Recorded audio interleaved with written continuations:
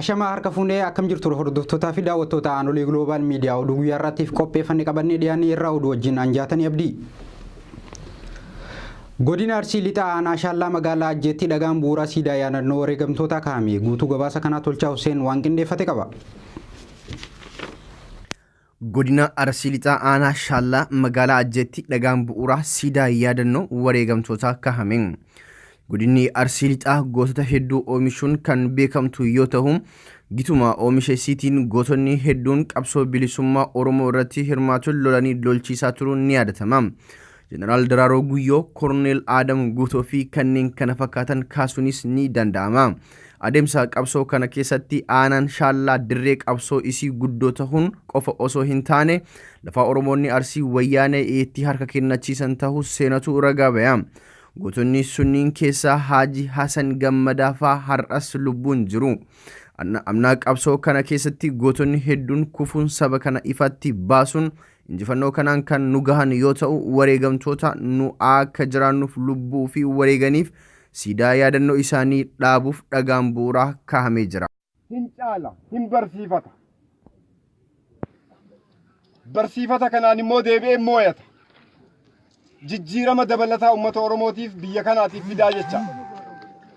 Kanallee taasisuudhaaf sosochiin Oromiyaa keessatti taasifame kan maqaa guddaa qabu ta'uun akkuma jirutti tahee godina Arsii Lixaa keessatti gatiin guddaan maqaa qabu kafalamee jira. Kana keessattis aanaan Shaallaas magaalli Ajjees gatii wareegama guddaa kafalee jira, maqaa qaba. Maqaa kana immoo mataa itti goonee itti fufuuf, maqaa kana immoo mataa kana immoo jijjiirama uummata keenyaa taasisuuf, ijaarsa diimokiraasii biyya kana keessatti barbaachisu caalatti akka ce'u taasisuudhaaf ammallee tokkummaan Oromoo, tokkummaan hawaasa keenyaa, tokkummaan uummata keenyaa baay'ee barbaachisaadha. Kana immoo galmaan gahuu kan dandeenyu nageenya amansiisaa biyya kana keessatti yoo uumne, nageenya amansiisaa kanaan immoo ijaarsa diimokiraasii kana cimsinee warra bilisummaa irraa fayyadamu. Amma bilisoomne ofiin jennee bu'aan bilisummaa garuu jijjiirama diinagdee fiduudha. Bu'aan bilisummaa social liberty jijjiirama hawaasummaa fiduudha. Guddina hawaasummaa fiduudha. Jijjiirama kanniin finnee argachuudhaaf immoo olaantummaa seeraa eeguun, seera ijaaratuun, seera cimsachuun, qaama tokko ta'ee wal jaalatee wajjin jiraatu ta'uun bilisummaa hawwii uummata keenyaa kana caalatti bu'aa akka qabaatu, jijjiirama akka fidu taasifne jechuudha. Guyyaa har'aas yoo asitti dhagaa bu'uuraa kana kennu warri dabran kunniin kanaaf dabran, lubbuudhaan nu jiraachisuudhaaf dabran. Lubbuun nu jiraachisuuf yoo isaan dabran immoo nuti jiraachuu qabnaa ofiin jenna. Hawaasni uummanni Godina Gujiitti qaamolee hawaasaa adda addaa akkaataa nageenyaa fi amansiisaa fi misoomni ariifataan itti fufsiisuun danda'amuu fi rakkoolee bulchiinsa gaarii hiikuun danda'amu irratti xiyyeeffatee bulchiinsi godina Gujii waliin mari'atan. Marii kana irratti koomishiniin horsiisee bulaa Oromiyaa obbo Muhammad Jiloo argamanii jiru. Hiriirri gaafii dhimmoota Finfinnee irratti magaalotaa fi godinaalee Oromiyaatiin gaggeeffame nagaa qabeessa ta'uu hoogganaan biiroo dhimmoota kominikeeshinii Oromiyaa obbo Admaasuu Daamxoo beeksisan. Mootummaan dhimma Finfinnee dabalatee haaromsaawwan waadaa galee hundaa ni raawwata jedhan. Guutuu gabaasa kanaa Tolchaa Huseen waan qindeeffate qaba.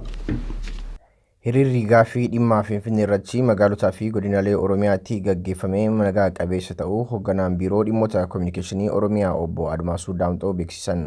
Hiriirri mormii dhimma Finfinnee kun roobii darbee magaalaa Finfinnee manneen waliin jireenyaa daangaa godina addaa Oromiyaa naannawaa Finfinnee keessatti ijaarseef carraa baasuu isaatiin booda kan mudatedha. Hiriira gaggeeffameen abbaan biyyummaa Oromoon Finfinneerraa qabu akka kabajamu, manni qabeenya isaarraa akka hin buqqaane, daangaan akka kabajamu gaafatameera. Obbo Admaasuun akka jedhanitti hiriirri dhimma Finfinnee waliin wal qabatee naannoo Oromiyaa bakka hedduutti ba'ame mirga bu'uuraa heeraa fi seeraa kan gaafatu, naamusaan dinqisiifatamuu fi nagayaan kan gaggeeffamedha. Dhimmicha irratti mootummaan xiyyeeffannaadhaan hojjechaa akka jiru gaafiin uummanni kaase sirrii ta'uu hooggantichi ibsanii ammatti hiriirarraa wal hubannaa wal tumsuu fi tokkummaadhaan faayidaa Oromootiif waliin yaa hojjennuun yaamicha dhiyeessaniiru. Gaafilee uummanni karaa sirrii fi nagayaan kaasuu dabsuudhaan walitti bu'iinsa uumuu bu'an ofitti fayyadamuun qaamolee barbaadan waan jiraniif uummanni of eeggannoon akka socho'us dhaamaniiru. Haaromsaan waan waadaa galamee mara galmaan ga'uuf mootummaan hojjechaa jiraachuu kaasanii dhimmoonni tokko fi ajandaan abbaa biyyummaa mirkaneessu adeemsa amma heera mootummaa fooyyessuutti waan gaafataniif dhimmi Finfinnee yeroo fudhateera ibsan.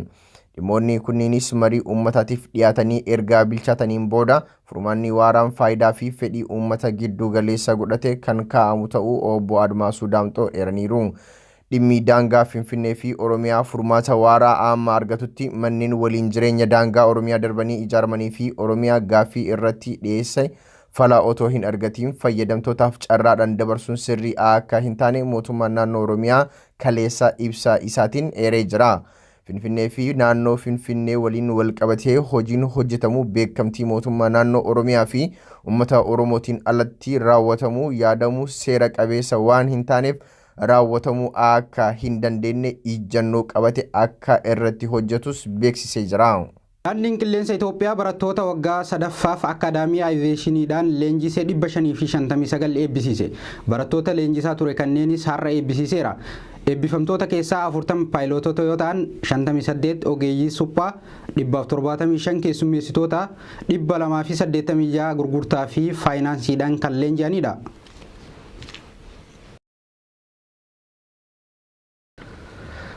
Barreessaan olaanaan dhaabbata mootummoota gamtoomanii Antooniyoo Guutereez ministeera dhimma alaa Dr. Warqinaa Gabayyoo gargaaraa barreessaa olaanaa godhan muudanii jiru. Dr. Warqinaa Gabayyoo gargaaraa barreessaa olaanaa dhaabbata mootummoota gamtoomanii ta'uun muudaman. Barreessaan olaanaan dhaabbata mootummoota gamtoomanii Antooniyoo Guutereez ministeera dhimma alaa Dr. Warqinaa Gabayyoo gargaaraa barreessaa olaanaa dhaabbataa godhuun muuduun isaanii gurraandhala 29 bara 2011 ifoomsanii jiru. Dr. Warqinaan Itoophiyaa gaanfa Afrikaatti nagaa fi tasgabbiin akka bu'u galmeen karoora dhaabbatichaa akka milkaa'u gochuu keessatti gahee olaanaa taphachuu isaaniitiin dhaabbatichi sadarkaa hoggansa gargaaraa barreessaa olaanaa sadarkaa itti gaafatamummaa isaa olaanaa sadaffaadha. Dr. Warqinaan waajjira olaanaa dhaabbatichaa Keeniyaatti argamu akka hogganu itti gaafatamni laatameefii jira. Waajjirichi hojjettoota 5,000 fi eejensiiwwan 18 kan geggeessudha. Seeraanis ta'ee heeraan afaan Oromoo afaan hojii mootummaa federaalaa gochuun rakkoo hin qabu jedhan hayyoonni simpooziyemii Amboo irratti hirmaatan. Tolchaa Huseen dabalata oduu kana akka itti aanutti isin biraan ga'a. Seeraanis ta'ee heeraan afaan Oromoo afaan hojii mootummaa federaalaa gochuun rakkoo hin qabu jedhan hayyoonni simpooziyemii Amboo irratti hirmaatan. Waltajjii qoodamina Yuunivarsiitii Amboo fi Biiroo Aadaa fi Turizimii Oromiyaatiin qophaa'uudhaan kaleessaa fi har'aa guyyoota lamaaf taa'ameera. Waltajjirratti waraqaaleen qorannaa dhiyaatanii kan irratti mari'ataman yommuu ta'u, afaan Oromoo afaan hojii federaalaa ta'uun rakkoo uummata Oromoo furuu bira darbee sabaa fi sablammii biyyattiis ta'ee jijjiirama hawaas dinagdee furuu keessatti shoora olaanaa akka qabu hayyoonni irratti waliif galaniiru. Maricharratti hunduu ga'ee isaa akka baatus kallattiin kaameera. Mootummaan naannoo Oromiyaa gaaffii uummataa deebisuu keessatti jalqabbii gaarii jiru cimsuun murtii siyaasa afaan Oromoo afaan hojii federaalaa akka ta'uuf hojiin jalqabame itti fufsiisuun galmaan akka ga'u jajjabeessaniiru. Mootummaan federaalaa gaaffii hayyootaa fi uummata Oromoo dhageeffachuun ajandaa gochuudhaan hojiirra akka oolu tumsus gaafatameera. Koreen teeknikaa simpoozimicha irratti ijaarame abbummaadhaan Biiroo Aadaa fi Turizimii Oromiyaa wajjin ta'uudhaan afaan Oromoo afaan hojii federaalaa akka ta'u hojjechuu akka qabu kallattiin kaameera. Sirna barnootaa fi afaan Oromoo saboota birootiifis akka afaan dabalataatti yoo kenname kan jajjabeeffamu ta'uunis kaa'eera. Egaan dhaggeeffattootaa fi daawwattoota keenya oduun guyyaa har'aatiif qabanne kanuma fakkaata. Oduutti aanuun hanga walitti deebinutti turtii gaarii isiniif haa ta'u.